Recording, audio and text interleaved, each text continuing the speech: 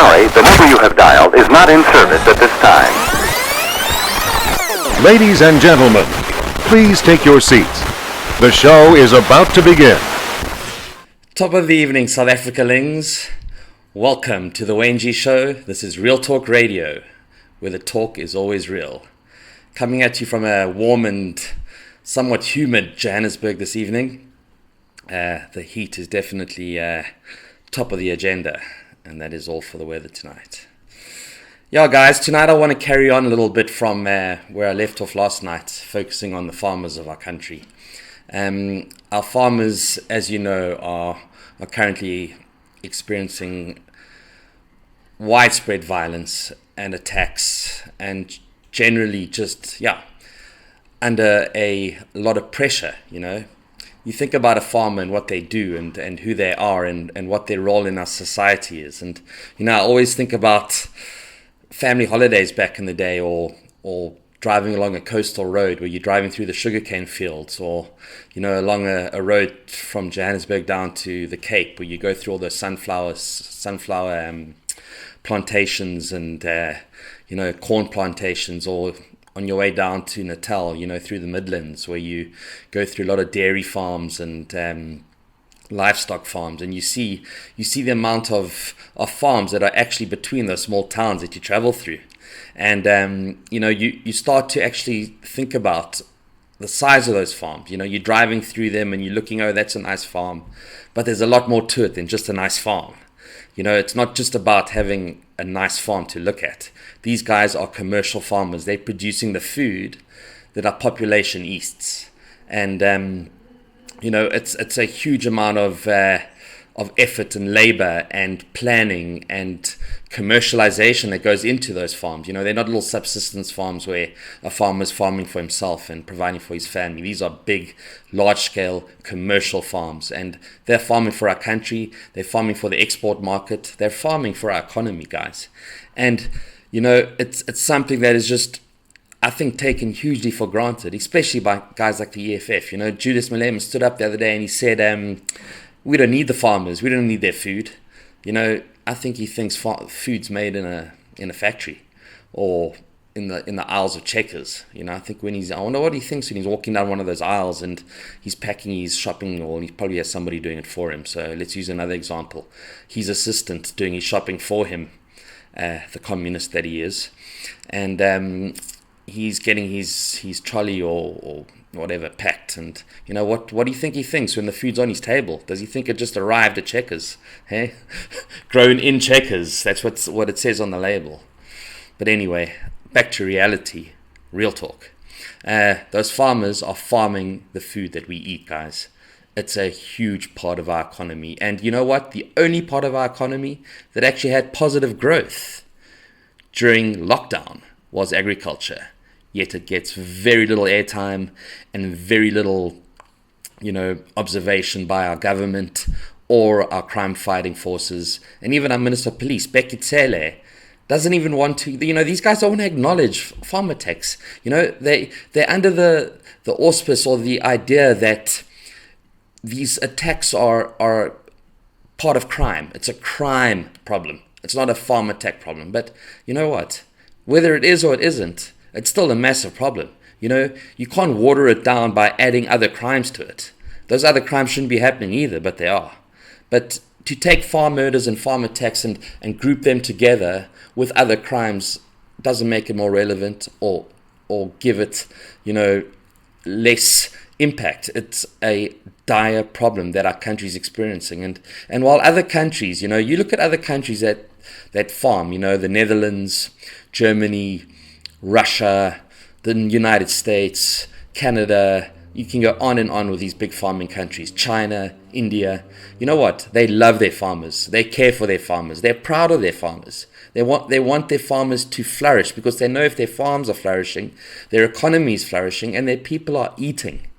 You know, I think we're just so spoiled here that we don't understand the relevance and the importance of farmers. And these countries protect their farmers. You know, South African farmers have been invited to farm all over the world, from as far away as Estonia and Romania, and all these countries are actually opening their doors to South African farmers. Australia, You know, countries that are safe, countries that have murder rates of like under 100 a year, you know, are inviting our farmers to go and farm there because they know the importance. Zimbabwe are now trying to give the farms back to the farms that they stole. Those farmers are now being encouraged to come back to Zimbabwe and farm again. So I think we need to avoid that whole disaster of losing all our farmers. You know, in 1993, we had over 60,000 commercial farming units in South Africa. Now we've got under 40,000, guys. That's a drop of 20,000 commercial farming units, you know, since 1994. And it's absolutely heartbreaking. And if you think about the reasons of why those farms aren't there anymore, yes, there's been massive droughts across the country, so that could account for a small percentage. But a lot of them have immigrated, left the country because of violence and the way that they're under attack on their farms. And they don't want their family subjected to it. You know, these farmers make massive sacrifices for our country. They make massive sacrifices for providing for the economy and providing food for us. You know, I went to boarding school in Queenstown, which is a big farming town and community down there. You know, you've got Dordrecht, you've got Stadtheim, you've got, you know, Cradock, you've got a large area of farms in the Eastern Cape. And a huge amount of those kids that I was at boarding school with, parents were farmers. And those kids had to be sent away from home to go to boarding school. So the family units were broken up. You know, kids were sent away from home and away from the farms to go and get educated. And these farmers made those sacrifices for South Africans, again, to have their food. And, you know, it's a total onslaught against our farmers. And it's continuing unabated in South Africa. You know, if you look at just some statistics, I'm not going to throw a massive amount of statistics and numbers at you because I think the narrative gets lost when we start talking stats. But there have been 14 farm attacks and 2 farm murders in the first 2 weeks of October, guys. That's just this month, the first 2 weeks, 14 farm attacks. And how many farm attacks were averted? You know, these farmers are having to employ and bring in Israeli self-protection agencies to try and help them learn how to protect themselves. How crazy is that, guys? That these poor farmers that are farmers, these are men of the land. They toil the land, they farm the land. They boers are now having to bring in special operation units to help them learn how to learn self-protection. It's absolutely crazy, hey, that peace-loving farmers are being subjected to this, that they have to resort to such crazy means and ways to learn how to learn self-defense. And at the same time, while they're trying to protect themselves, they have to keep farming. You know, these guys are up all night doing security watches. They're having to put cameras all over their farms. They're having to do farm patrols where big units of farms are getting together and having farm protection groups where they monitor and patrol their farms all day and all night, 24/7. So say you've got 15 big farms in an area, those 15 farmers get together and they have to plan the entire month of self-protection, where these guys patrol. They've got two-way radios, they've got entire protection infrastructures set up to try and protect themselves, guys. That's what's happening out there. They're little platoons, you know, of protection. And can you imagine the amount of attacks and murders on these farms if they didn't have these things? You know, Becky Taylor and a lot of farm murder and farm attack denialists, because they're guys that actually believe this doesn't even happen. You know, there's a left wing or a leftist ideology that farm attacks are a figment of the right wing's imagination. That you know, AfriForum went over to the United States a few years ago and lobbied to try and get help for the farm attacks in South Africa. And guys like Cyril Ramaphosa denied. He denied on live television. I'm sure you've seen the clip that there's no farm murders in South Africa. It's like, what are you talking about? You know. So either he's totally ignorant of it, or he's pretending it doesn't exist because it gives us a bad name. And as you know, the ANC is all about reputation above the truth. But the real talk is farm murders are happening. They're happening literally on a weekly basis, and the numbers are growing. They're not getting smaller, guys, because these guys are having to protect themselves more and more because of the onslaught of attacks that are happening on their farms.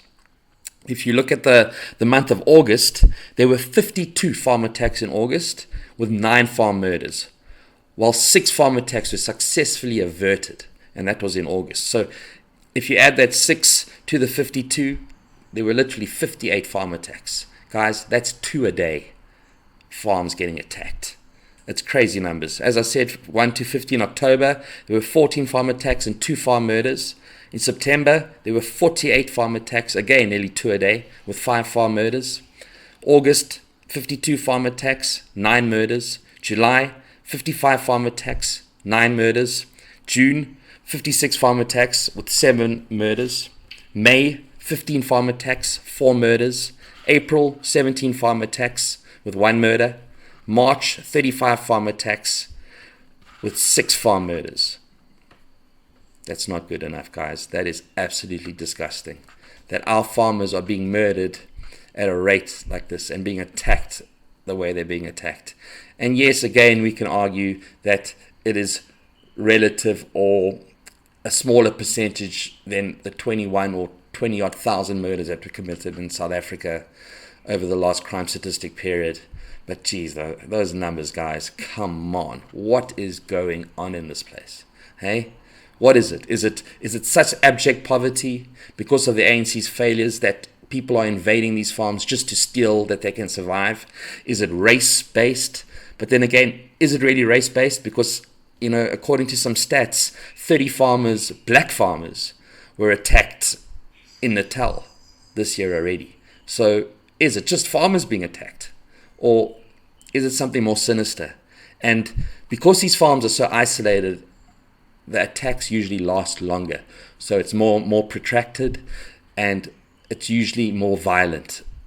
Again, I'm not going to talk about all the violence that happens on these farms because it's too gruesome and you already know what happens. But for people to be subjected to this that are peace-loving farmers is offsides. And, while this is all happening, our population is growing. And we've lost 20,000 commercial farmers in the last 25 years odd. Hey, that's huge with increasing numbers. And what does that mean? That means that we are importing more food. We're having to pay a premium to feed this country. That's for you, Mr. Julius Malema. We're importing the food that you're eating. So maybe, yes, we might not need our farmers, but it costs money to do that. And what does that do? It pushes up the price of food. And that's what's happening, guys. The price of food is going up at a rapid rate.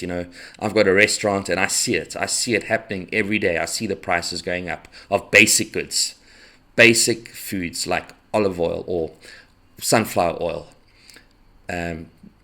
maize, rice, bread, milk. Basic commodities are going up in price.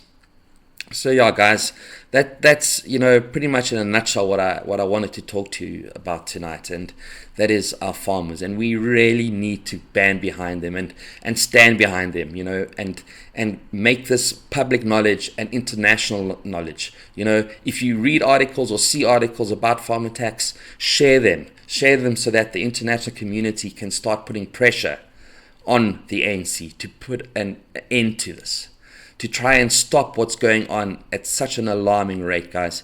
If I saw the other night on Fox News Australia, where there was a journalist talking about farm attacks in South Africa, and she got very passionate about it. I did share it on my Facebook page, so you can go and watch it on there. And she got passionate, and you can see very emotional, because in Australia, they don't even know what a farm attack is. I don't even know if a farm has ever been attacked in Australia, besides maybe by an angry kangaroo or something like that, where farmers had an interaction with some wild beast or some big ugly spider, because I know they've got some ugly spiders there. I've interacted with them myself, and they're not pretty, hey.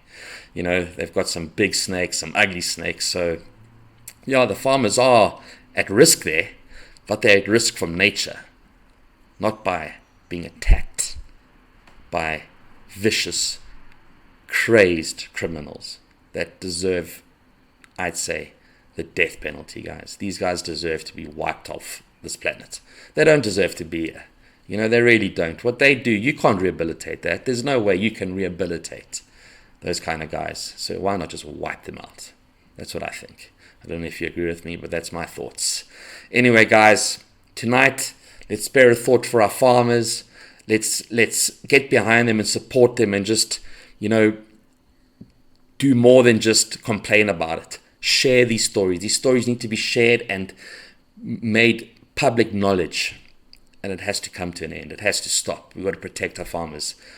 That's some Real Talk tonight. This is the Wayne G Show, Real Talk Radio, where the talk is always real. Peace and love.